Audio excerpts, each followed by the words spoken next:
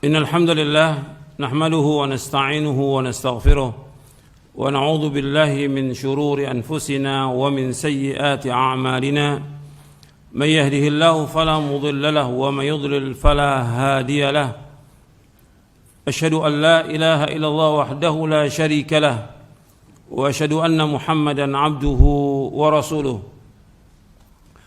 اللهم صل وسلم وبارك على نبينا محمد wa ala alihi wa sahbihi ajma'in.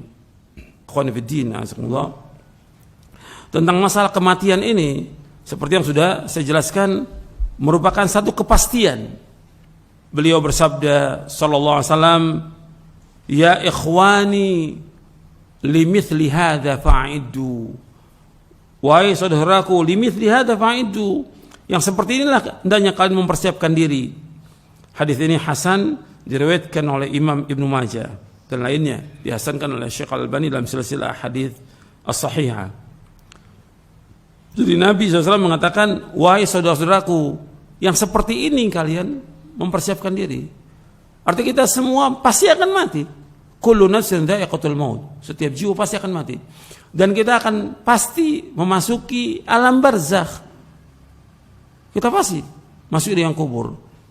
Dan kita akan ditanya tentang apa yang kita lakukan. Di antara pertanyaan yang ditanyakan, tiga. Yang pertama, Rabbuka, man Rabbuka, siapa Rabbmu? Yang kedua, ma dinuka, apa agama? Yang ketiga, man nabiyuka, siapa nabimu? Ini pertanyaan.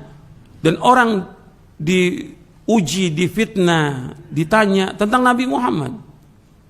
Makanya Nabi bersabda dalam hadis yang sahih, kata Nabi SAW dalam hadis yang hasan yang diriwayatkan oleh Imam Ahmad dalam musnadnya, kata Nabi, wa amma fitnatul qabri fabi tuftanun wa anni tus'alun.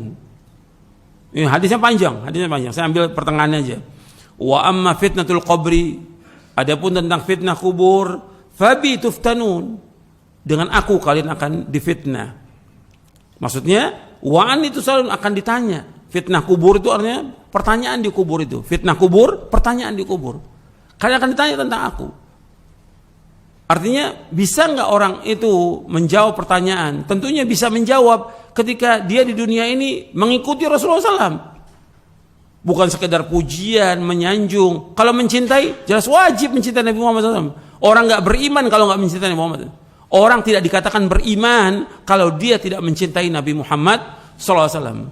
Kata Nabi, la yu'minu ahadukum hatta akuna ahabba ilaihi min walidihi wa waladi wan nas ajma'in. Tidak beriman seorang dari kamu sehingga aku lebih dicintai daripada bapaknya, anaknya, dan seluruh manusia. Artinya Rasulullah SAW wajib kita cintai dari semua yang ada di muka bumi ini. Lebih dari bapak kita, lebih dari istri kita, lebih dari anak kita, lebih dari semua manusia. Wajib mencintai Rasulullah SAW. Hadis yang sahih riwayat Imam Bukhari, Muslim dan yang lain dari sahabat Anas bin Malik dan yang lainnya. Wajib. Tapi mencintai Rasulullah dengan melaksanakan syariatnya, melaksanakan sunnahnya. Wajib mencintai Rasulullah dengan melaksanakan syariatnya, melaksanakan sunnahnya. Bukan dengan berbuat bid'ah, bukan. Bukan dengan berbuat bid'ah. Bukan dengan melanggar syariatnya, bukan. Wajib mengikuti beliau. Karena dari manusia di muka bumi ini, satu orang saja yang wajib kita ikuti, yaitu Rasulullah SAW. Bukan ustadz, bukan masyayikh, bukan ulama, bukan imam, Rasulullah yang wajib kita ikuti. Makanya Allah menyebutkan demikian dalam surah apa? Surah Ali Imran ayat 31. Qul in kuntum tuhibbunallaha fattabi'uni yuhibbukumullah wa yaghfir lakum dzunubakum wallahu ghafurur rahim. Katakanlah seandainya kalian itu cinta kepada Allah, ikuti aku. Ikuti Nabi Muhammad SAW. Insya Allah akan cinta kepada kalian. Allah akan mengampuni dosa kalian dan Allah Maha Pengampun dan Allah Maha Penyayang. Jadi wajib kita untuk ittiba kepada Rasulullah sallallahu alaihi wasallam, mentaati perintahnya, menjauhkan larangannya, membenarkan semua yang beliau sampaikan. Kita wajib untuk beribadah menurut apa yang beliau syariatkan. Kemudian kita memperbanyak salawat kepada beliau sesuai dengan sunnah yang beliau ajarkan. Baru dia akan bisa menjawab ketika di liang kubur itu. Kalau dia dalam hidupnya mengikuti sunnah, insya Allah dia akan bisa menjawab ketika ditanya oleh dua malaikat Munkar dan Nakir. Dan ikhwan fiddin, azakumullah, orang ketika masuk ke liang kubur ini menentukan untuk masa selanjutnya nanti di hari kiamat. Kalau seandainya dia itu bisa menjawab dan baik, nanti hisabnya mudah di hari kiamat nanti. Tapi ketika dia nggak bisa menjawab, dia disiksa di akhirat, lebih berat lagi siksanya. Nabi menyebutkan di dalam hadis yang sahih yang diriwayatkan oleh Imam Tirmidzi, Ibnu Majah dan Hakim, Nabi bersabda SAW dari sahabat Utsman bin Affan radhiyallahu anhu, ia berkata, telah bersabda Rasulullah SAW, innal qabra awalu manazil al-akhirah, fa in naja minhu fama ba'dahu aisar minhu, wa illam yanju minhu fama ba'dahu ashaddu min. Qala Rasulullah, ma ra'aitu mandaran qat illa wal qabru afdha'u min. Nabi bersabda SAW, sesungguhnya kubur merupakan tempat pertama dari tempat-tempat akhirat. Maka jika seorang selamat darinya, dari azab dan siksa kubur, niscaya yang sesudahnya lebih mudah darinya. Jika dia tidak selamat di kubur, disiksa di kuburnya, maka yang sesudahnya lebih susah lagi darinya. Utsman bin Affan radhiyallahu anhu berkata, Rasulullah bersabda, belum pernah aku melihat sebuah pemandangan yang sangat menakutkan di dunia ini, melainkan kubur lebih menakutkan dari lagi. Artinya kalau ada pemandangan yang pernah kita lihat menakutkan, kubur itu lebih menakutkan lagi, menyeramkan kubur itu. Dalam artian mengerikan. Dalam artian kubur itu mengerikan. Kalau orang udah masuk ke liang kubur dalam barzah, dia sendirian, nggak bisa ditemani oleh siapapun juga, kecuali oleh amalnya. Amal yang baik atau amal yang buruk. Yang mengiringi mayat itu 3 kata Rasulullah dalam hadis yang sahih riwayat Bukhari dan Muslim. Mengiringi mayat 3. Yang pertama amalnya, yang kedua keluarganya, yang ketiga hartanya. Yang akan masuk bersama dia ke dalam kubur yaitu amalnya. Amal baik atau amal buruk. Adapun keluarganya, adapun hartanya akan pulang. Bukan milik dia lagi. Maka kadang-kadang manusia ini dia sibuk dengan hartanya. Ini milik saya, harta. Milik dia itu yang dia sedekahkan, yang dia infakkan. Adapun yang dia simpan dari harta yang sekian banyak, bukan milik dia lagi. Kan Nabi bersabda SAW di dalam hadis yang sahih yang diriwayatkan oleh Imam Muslim, ketika Nabi SAW menyebutkan ayat alhaakumut takatsur, berbanyak-banyak mengumpulkan harta dan juga bermegah-megah telah melalaikan kalian, dalam surat At-Takatsur.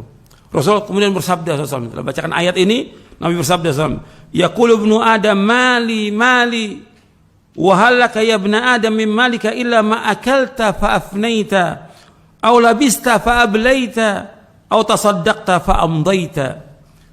Anak Adam berkata, hartaku, hartaku.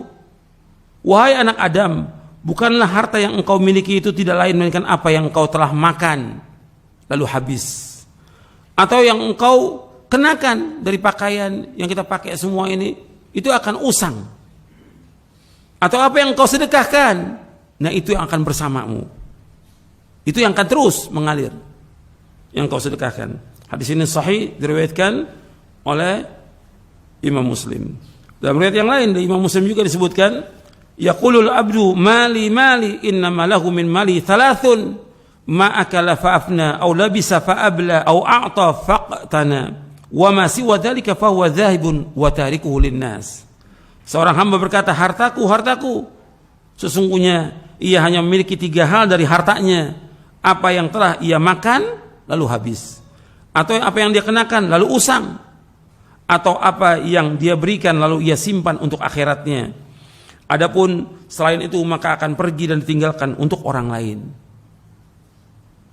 Dari rumahnya, dari mobilnya, dari tanahnya, dari perhiasannya, dari apa yang dimiliki semuanya, ketika dia mati nggak bisa dibawa, bukan milik dia lagi, milik ahli waris. Makanya semua orang mesti hartanya itu mesti yang dia paling cintai. Harta itu mesti dia paling cintai. Tapi Nabi memberikan penjelasan, harta yang dia miliki yang sebenarnya itu yang mana? Yang sekarang atau yang dia sedekahkan? Yang mana? Yang disedekahkan. Nabi pernah bertanya kepada para sahabat radhiyallahu ajma'in, ayyukum malu warithi ahabbu ilaihi min malihi? Qalu ya Rasulullah, ma minna ahadun illa maluhu ahabbu ilaihi. Qala fa inna malahu ma qaddama wa mala warithi ma akhara. Kata Nabi SAW, siapakah di antara kalian yang lebih mencintai harta ahli warisnya daripada mencintai hartanya sendiri? Mereka menjawab, ya Rasulullah, tidak ada seorang pun di antara kami yang akan lebih mencintai hartanya sendiri. Lalu beliau bersabda SAW, sesungguhnya hartanya sendiri yang dia miliki itu, apa yang dia telah pergunakan. Maksudnya apa yang dia sedekahkan. Hartanya dia yang dia cintai itu harta yang dia sedekahkan, itu hartanya dia. Adapun harta ahli warisnya, yaitu apa yang ditinggalkan. Di sini sahih diriwayatkan oleh Imam Bukhari. Jadi di sini anjuran untuk apa? Untuk banyak bersedekah. Banyak bersedekah. Dan Al-Quran juga menyebutkan demikian seperti yang sudah saya sampaikan pada pekan yang lalu. Perbanyak sedekah, perbanyak sedekah. Karena kalau sudah datang ajal nggak bisa lagi. Cuma orang kemudian mengatakan apa? Saya ingin bersedekah, saya ingin melakukan amal soleh, nggak ada manfaatnya. Masih ingat kajian pekan yang lalu? Surah apa itu? Saya bawakan 2 surah.